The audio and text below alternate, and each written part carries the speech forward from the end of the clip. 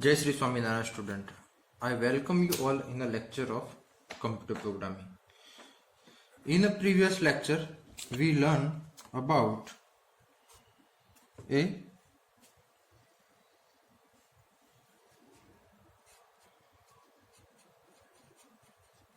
evaluation of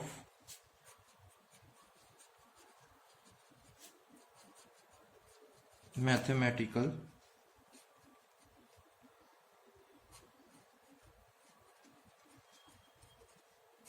expression, okay, or we can say that it is a arithmetic expression. એટલે કે જે arithmetic expression જે છે એનું ઇવેલ્યુશન કેવી રીતે થશે એ વિશેની માહિતી આપણે જે છે ભણી હતી કે જેની અંદર આપણે જોયું હતું શું જોયું હતું તો કે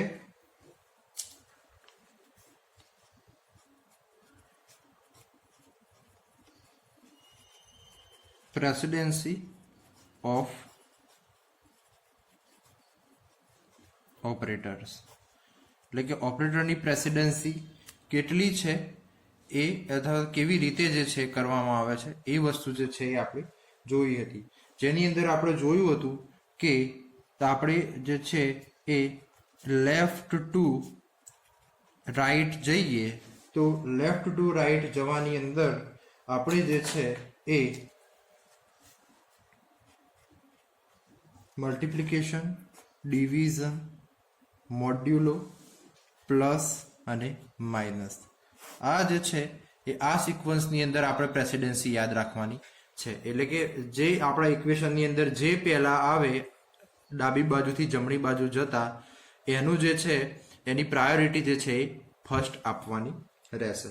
ઓકે, એટલે કે in this evaluation of mathematical expression, when we go from left to right, we have to give the importance or priority to the multiplication, division, modulo, plus and minus, and then we have to give the importance to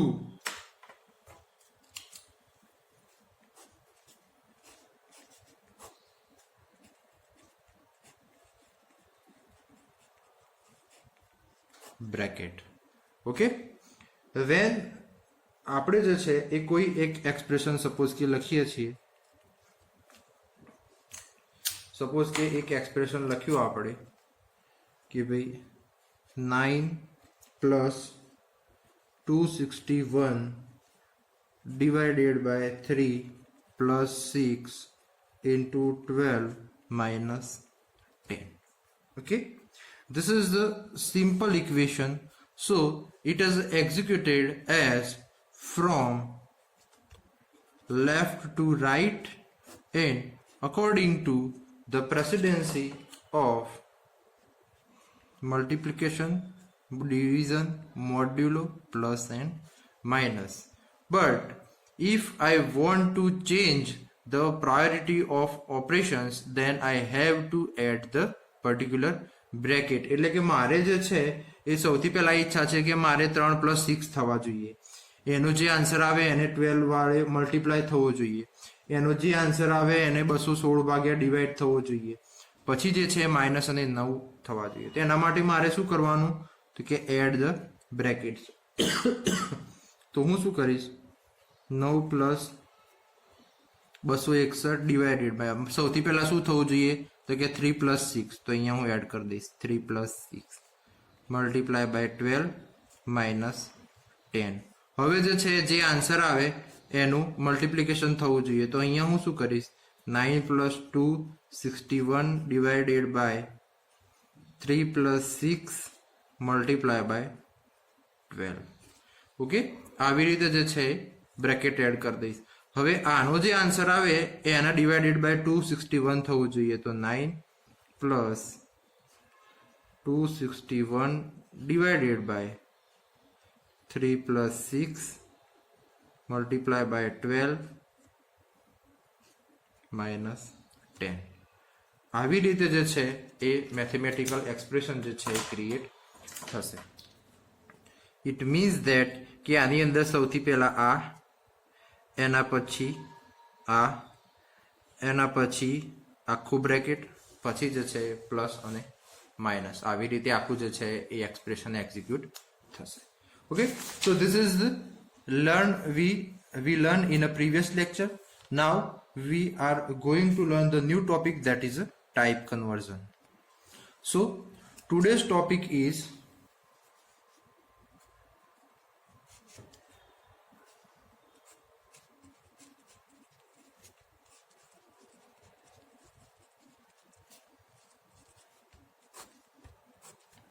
type conversion.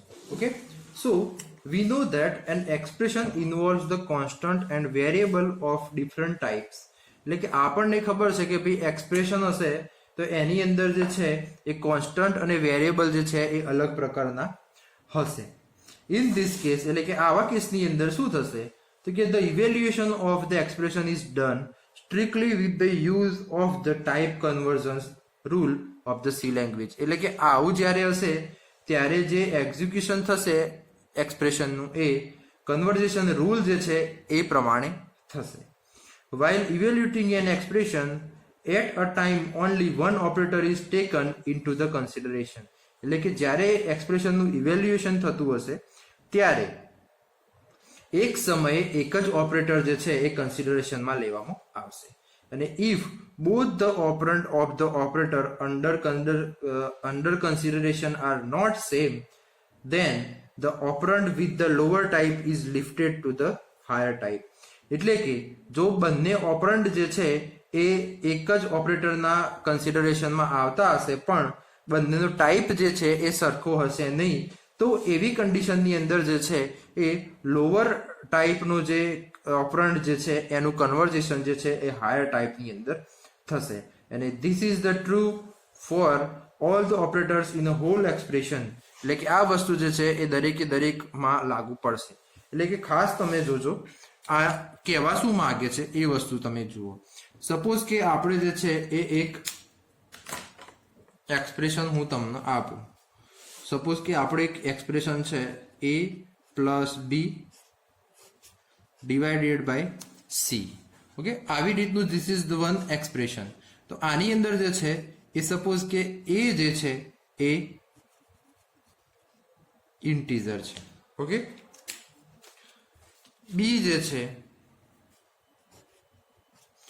A float છે અને આ જે છે એ double છે. કહેવાનો મતલબ શું કે ત્રણ ઓપરન્ટ જે છે એ ઓપરન્ટ ત્રણ છે પણ એમની જે છે એ ટાઈપ એનો અલગ અલગ છે. તો થશે શું, હવે જ્યારે આ એક્સપ્રેશન એક્ઝિક્યુટ થશે તો એ વખતે સૌથી પહેલા શું પરફોર્મ થશે તો કે a પ્લસ બી જે છે એ સૌથી પહેલા પરફોર્મ થશે. એટલે કે આ એ જે ઇન્ટીજર જે છે એનું કન્વર્ઝેશન જે છે એ શેમાં થશે ફ્લોટમાં કન્વર્ટ થઈ જશે. કેમ? કારણ કે જ્યારે ઓપરેશન સિંગલ હોય અને બે ઓપરન્ડ હોય તો lower according to the type conversion rule of the programming C programming, the lower type shifted to the upper type. એટલે કે ઇન્ટીજર હશે તેનું કન્વર્ઝેશન જે છે એ ફ્લોટની અંદર થશે.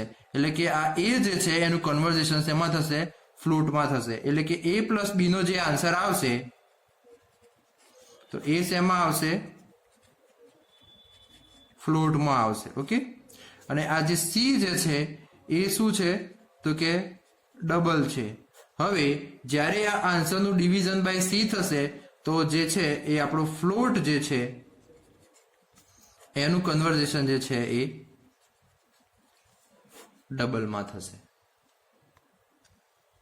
ઓકે, એટલે કે કહેવાનો મતલબ શું છે કે જ્યારે આપણે એક કરતાં વધારે વેરિયેબલ જે છે એ યુઝ કરીએ છીએ અને એમાં જો ટાઈપ જે છે એ ડિફરન્ટ છે તો એક ટાઈપનું કન્વર્ઝેશન જે છે એ બીજા ટાઈપની અંદર થશે. Okay, so let's take one example that integer a and e, okay, float b and d અને ડબલ c. તો આવી રીતના જે છે એ આપણે 5 વેરિયેબલ ડિક્લેર કર્યા છે અને હવે જે છે એ આપણે લખીએ છીએ એક એક્સપ્રેશન. સપોઝ કે E is equal to A multiply by B plus C divided by D. Okay, આવું જે છે એક આપણું એક્ઝામ્પલ છે. તો આ એક્સપ્રેશન પ્રમાણે જે છે એ આપણે સૌથી પહેલા જોઈએ તો આપણો એ જે આમાં તમે જોઈ શકો છો કે સૌથી પહેલા જે છે એ આ પરફોર્મ થશે મલ્ટિપ્લિકેશન, પછી જે છે એ ડિવિઝન, પછી આ બંનેનું જે આન્સર આવશે એનું જે છે એ સમેશન થશે અને જે આન્સર આવશે એ ઈ નામના વેરિયેબલની અંદર સ્ટોર થશે. એટલે હવે જે છે એ આપણે ખાસ આ વસ્તુ જોવાની છે કે કેવી રીતે એનું એક્ઝિક્યુશન થશે. હવે જુઓ, આપણે સપોઝ કે લખીએ કે E is equal to A multiply by B plus C divided by D. Okay, હવે જે છે એ આપણને ખબર છે કે આપણું બી જે છે એનો ડેટા ટાઈપ છે ફ્લોટ અને એ જે છે એનો આપણો ડેટા ટાઈપ છે ઇન્ટીજર. તો હવે જ્યારે આ બંનેનું મલ્ટિપ્લિકેશન થશે અને જો આન્સર આવશે તો એ આન્સર શેમાં આવશે? ફ્લોટમાં આવશે. ઓકે, કેમ? કારણ કે આ જે ઇન્ટીજર અને ફ્લોટનું મલ્ટિપ્લિકેશન થશે તો લોઅર ટાઈપ જે છે એનું કન્વર્ઝેશન થઈ અને એ હાયર ટાઈપની અંદર જે છે એ શિફ્ટ થશે. ઓકે, આ થઈ ગયા પછી જે છે એ શું થશે તો કે C પ્લસ ડી ની અંદર તમે જુઓ તો આપણો ડી જે છે એ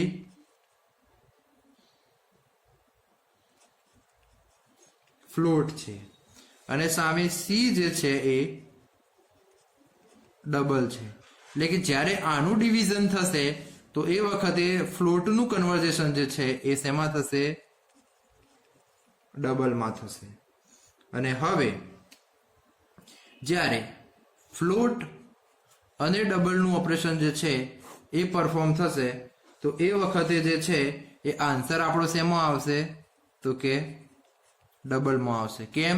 કારણ કે લોઅરનું કન્વર્ઝેશન જે છે એ હાયરમાં થઈ જશે. પછી જે છે એ આપણો ઈ જે મેમ્બર જે છે વેરિયેબલ એ જે છે એ ઇન્ટીજર છે પણ આન્સર જે છે એ આપણું ડબલમાં આવે છે.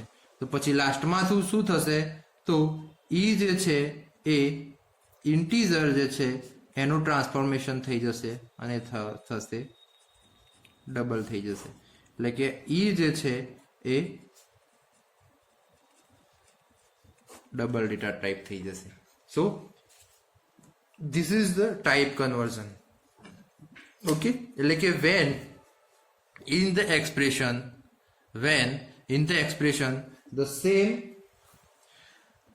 the different operand or different kind of the operand are used, then according to the rules of type conversion the lower type is converted or shifted to the higher type.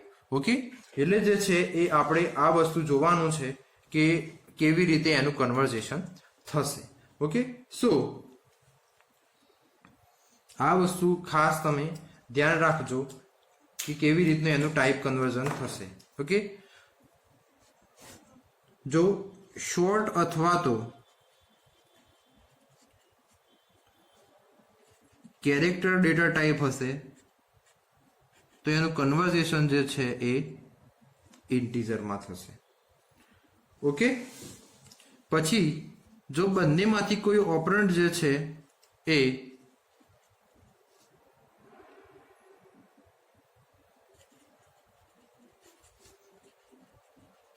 Long double હશે તો એનું conversion જે છે એ long ડબલમાં થશે. Okay, જો કોઈ ઓપરન્ટ જે છે એ બંનેમાંથી કોઈ ઓપરન્ટ જે છે એ ડબલ હશે તો એનું કન્વર્ઝેશન જે છે એ ડબલમાં થશે. ઓકે, જો કોઈ એક ઓપરેટર બંનેમાંથી કોઈ એક ઓપરેટર જો ફ્લોટ હશે તો ઓટોમેટિકલી એનું કન્વર્ઝેશન જે છે એ શેમાં થશે? ફ્લોટમાં થશે. ઓકે, એવી જ રીતે જો કોઈ અનસાઇન લોંગ એવી જ રીતે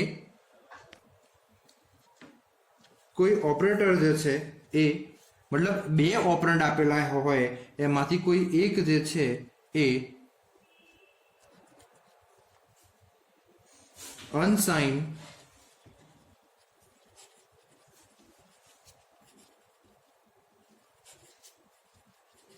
લોંગ ઇન્ટીજર હશે તો એનું કન્વર્ઝેશન જે છે એ અનસાઇન લોંગ ઇન્ટીજરમાં થશે. ઓકે, તો આવી રીતે જે છે એ કન્વર્ઝેશન થઈ જશે કે આખા એક્સપ્રેશનની અંદર જો કોઈ એક ઓપરન્ડ જે છે એ સપોઝ કે લોંગ ઇન્ટીજર હશે તો અને બીજો ઓપરન્ડ જે છે એ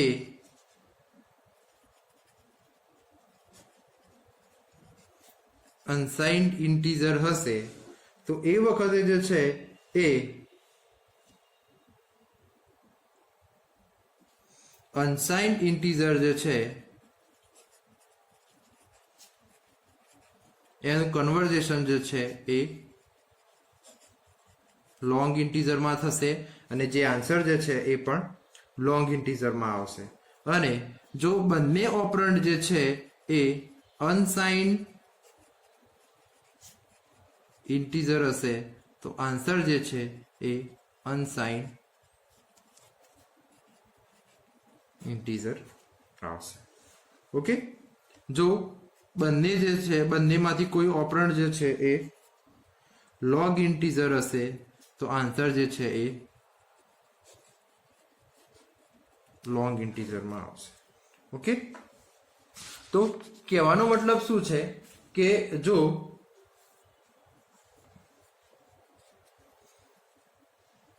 આ જે છે એ કન્વર્ઝેશન થશે સાથે ઇફ ફ્લોટ જે છે એ ડેટા ઇન્ટીજરને અસાઇન કરી દેવામાં આવશે તો શું થઈ જશે? જે ફ્રેક્શનલ પાર્ટ જે છે એ શું થઈ જશે? ટ્રંકેટ થઈ જશે. ઇટ મીન્સ કે ટ્રંકેટ એટલે શું કે ઉડી જશે. પછી જો કોઈ ડબલ જે છે એ ડબલને ફ્લોટ અસાઇન કરી દેવામાં આવશે તો રાઉન્ડિંગ થશે. અને જો કોઈ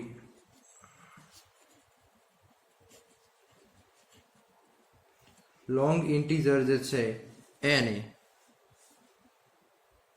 ઇન્ટીજર અસાઇન કરવામાં આવે તો જે એડિશનલ બીટ જે છે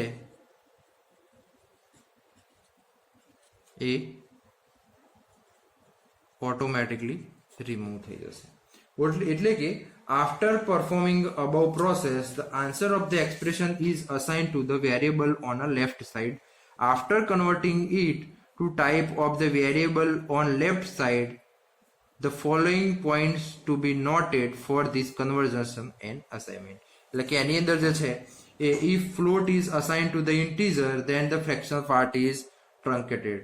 If the double is assigned to the float then the round occurs and long integer is assigned to the integer then additional bit are dropped.